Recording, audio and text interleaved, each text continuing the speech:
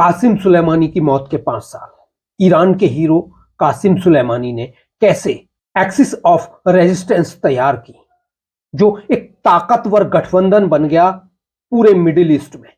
लेकिन इजराइल से पंगा लेना किस तरह से भारी पड़ गया।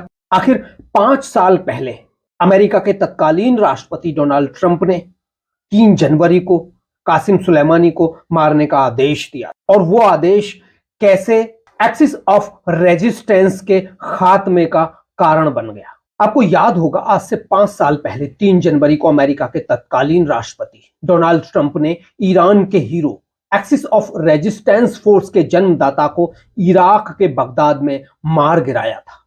यह एक्सिस ऑफ रेजिस्टेंस के खात्मे की शुरुआत थी अमेरिका द्वारा।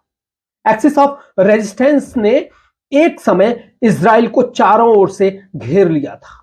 एक्सिस ऑफ रेजिस्टेंस इतना ताकतवर हो गया था कि वो कई लाख लोगों को मार चुका था अलग अलग जगहों पर।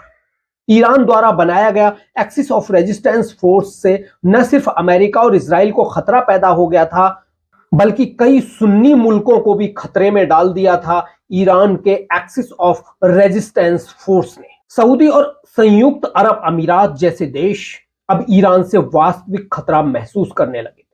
आखिर ईरान ने मध्य पूर्व में खुद को सबसे बड़ी इस्लामिक शिया ताकत बनाने के लिए एक्सिस ऑफ रेजिस्टेंस फोर्स में बहुत बड़ा निवेश किया था, और इस निवेश के कर्ता धर्ता थे कासिम सुलेमानी, जो न सिर्फ ईरान के हीरो थे बल्कि हर उस शिया ताकत के हीरो थे जो ईरान की एक्सिस ऑफ रेजिस्टेंस फोर्स में साथ चल रहा था।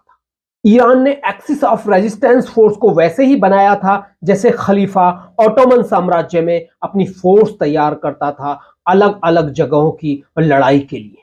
खलीफा की ये सभी फोर्स खलीफा के प्रति सम्मान व्यक्त करती थी, और वैसे ही ईरान के ताकतवर शासक खामनोई ने खलीफा की जगह ले ली एक्सिस ऑफ रेजिस्टेंस फोर्स के। एक्सिस ऑफ रेजिस्टेंस फोर्स के कमांडर, जैसे उदाहरण के लिए हिजबुल्लाह का कमांडर नसरल्लाह को लेबनान भेजा गया, तो कुछ को यमन, कुछ को सीरिया, तो कुछ को इराक। लेकिन ये सभी कमांडर ईरान के शासक खामनोई के प्रति जवाबदेह वैसे ही होते थे जैसे ऑटोमन साम्राज्य में खलीफा के लिए।